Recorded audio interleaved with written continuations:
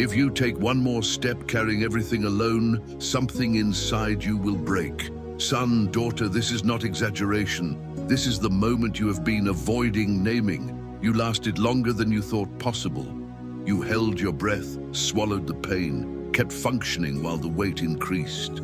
Now the pressure is constant, the strength is gone, and the fear is simple and terrifying. If you stop, everything collapses. I interrupt you here because delay is dangerous. The longer you pretend you are fine, the closer you are to breaking in silence. You exist, and because you exist, you perceive the void. The prayers feel heavy. The waiting feels cruel. You did what you knew to do, and nothing changed. Scarcity tightens your chest because it feels like this is your last reserve of strength. Urgency screams that you must keep moving or lose everything you built. Hear me. This is not a test of endurance. This is a call to surrender. Psalm 40 was not written for the strong. It was written from the pit, from the mud, from the place where effort ends and honesty begins. Do not scroll away. If you misread this moment, you will try harder and fall deeper. If you stay, you will understand why reaching your limit is not failure, but positioning. What comes next will expose the danger of pretending you can still hold it together and reveal why this breaking point is where I begin to move. The moment you realize you cannot hold it anymore is not dramatic. It is quiet. Son, daughter, it arrives when numbness replaces pain, when tears dry, not because healing came, but because energy is gone. You keep showing up, but nothing inside you responds. This is the most dangerous stage. You look functional, but you are empty. Shame whispers that strong people do not feel this way. Fear insists that if you admit weakness, everything will fall apart. Moses reached this edge, not when the battle was loud, but when waiting became unbearable. He carried responsibility longer than human strength allows. He endured delay, silence, resistance, and expectation without relief. The breaking point was not suffering. It was pretending suffering had not changed him. This is where many collapse privately. They confuse faith with denial. They confuse perseverance with suppression. Hear me clearly. Pretending you are fine is not faith. It is avoidance. The fear that everything will fall if you stop is a lie that keeps you trapped. What truly collapses is what was never meant to be carried by you alone. Scarcity tells you that rest is dangerous. Urgency tells you that stopping equals failure. Both voices are wrong. Psalm 40 reveals that I respond not to strength but to honesty. This moment is exposing what effort has been hiding. You do not need more discipline. You need truth. Admit where you are. Name the exhaustion. This is not the end. This is the doorway. What comes next will show you why the pit and the delay almost broke you, and why neither of them were wasted. The pit was not only deep, it was slow. Son, daughter, Psalm 40 does not describe a sudden fall. It describes sinking, mud pulling at your feet while time stretches and hope thins. Waiting hurts more than pain, because pain at least moves. Waiting feels like being forgotten. You prayed, you endured, you adjusted, and still nothing changed. This is where frustration becomes dangerous. You start questioning not just the situation, but me. You ask why silence lasts longer than suffering. You wonder if the promise expired while you were still believing. Moses lived inside this delay. Not one day, not one prayer, but seasons where obedience did not produce relief. Responsibility remained. Pressure increased. Answers did not arrive. This is the stage that almost breaks the soul, because it attacks meaning. You can endure pain if you believe it has an end. You can survive hardship if you see progress. But delay without explanation drains identity. It makes you feel stuck, dirty, unmovable, as if every effort only sinks you deeper. Fear grows here. Scarcity tells you this will never change. Urgency whispers that you must escape at any cost, even if it means compromising your faith, your integrity, or your calling. This is where many abandon me. not because they stop believing, but because waiting feels unbearable. But hear me now. I was not late. I was listening closely.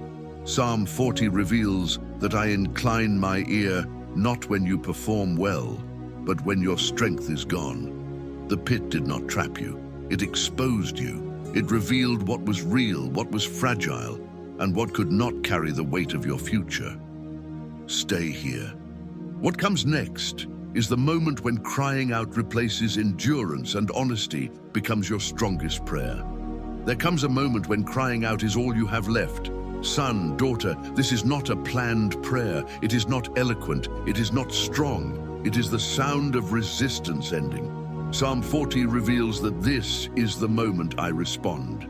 Not when you still have strategies, not when you still believe you can manage it, but when honesty replaces performance.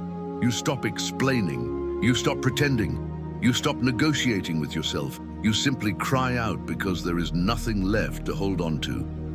Moses reached this place when endurance failed. He had no strength to organize, no clarity to lead, no energy to convince. What remained was truth, a heart exposed, a soul tired of being brave. This is where many are afraid to arrive. Fear says that if you let go, everything will collapse.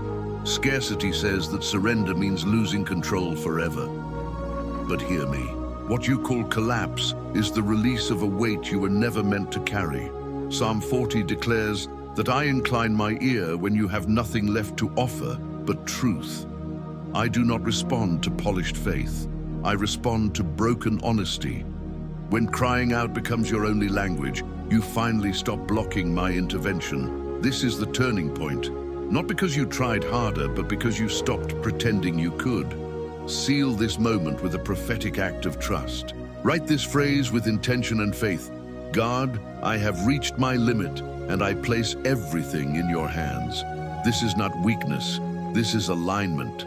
When you release control, grace takes over. Stay here. What comes next reveals what happens when I move after you can't anymore, and how I lift you from the pit without warning. When you can't anymore, I move. Son, daughter, this is the part you could not manufacture and could not predict. Psalm 40 does not describe negotiation or gradual improvement. It describes intervention. I lift you from the pit. I pull you out of the mud. I set your feet on a rock. This is not metaphorical comfort. This is action. It happens after effort ends, not before. Grace replaces strain. Direction replaces confusion. Stability replaces sinking. Moses was not restored by recovering his strength. He was restored by my decision. The timing shocks you because it comes when you stopped expecting relief. That is why hope returns suddenly. The ground beneath you feels firm again, not because circumstances are perfect, but because you are no longer holding everything alone. I do not wait for you to be strong. I act when you are honest. This is the reversal fear never anticipated. Notice what follows. I place a new song in your mouth. Not the song of survival, but the song of testimony. What once silenced you becomes what others hear. Authority returns quietly. Peace arrives without permission from circumstances. Scarcity loses its grip because you see evidence of my care. Urgency dissolves because you are no longer chasing outcomes. You are standing. If this message is meeting you at your limit, pause and support it. Like this video and subscribe to the channel so this word reaches other sons and daughters who are silently breaking under weight they were never meant to carry.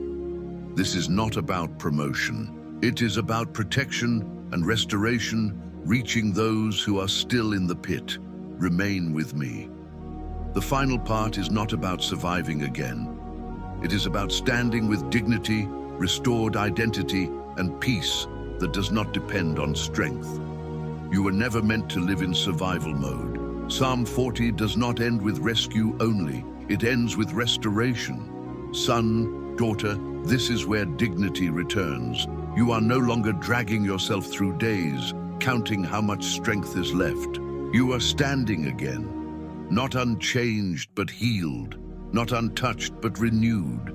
What broke did not destroy you, it reshaped you. Trust is rebuilt not because pain disappeared, but because you saw me act when you had nothing left. Moses did not rise from the pit as the same man who fell into exhaustion. He rose grounded, slower, clearer, anchored. The weight that crushed him no longer defined him. His identity was no longer tied to endurance, but to obedience and grace. This is what Psalm 40 seals. Many saw the fall, many doubted the delay, but the testimony belongs to those who waited and were lifted. Do not return to the mindset that survival is your calling. You are not here to merely endure days. You are here to stand on the rock I set beneath your feet. The pit does not get the final word. The mud does not name you. Your story does not end where your strength ended. It continues where my grace intervened. This is the turning point where fear releases its hold and peace takes its place. Now anchor this moment, not in effort, but in surrender. Wherever you are, pray with me, the prayer my son taught, letting these words settle your heart into rest and trust. Our Father, who art in heaven, hallowed be thy name. Thy kingdom come, thy will be done, on earth as it is in heaven. Give us this day our daily bread, and forgive us our trespasses, as we forgive those who trespass against us. And lead us not into temptation, but deliver us from evil. For thine is the kingdom and the power and the glory forever. Amen.